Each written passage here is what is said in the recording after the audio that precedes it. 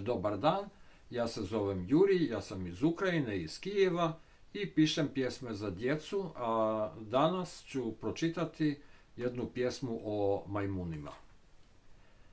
Majmun majmunu je majmun, čovjek čovjeku je brat. Jedu majmuni banane, čovjek s bratom vodi rat. Čovjek jeste mudro biće, nije mlak i nije trom. 300 načina on smisli doći glave bratu svom. Udar batinom 100% izaziva bratov plać. Brat se može klati nožem, dobro brata sječe mač.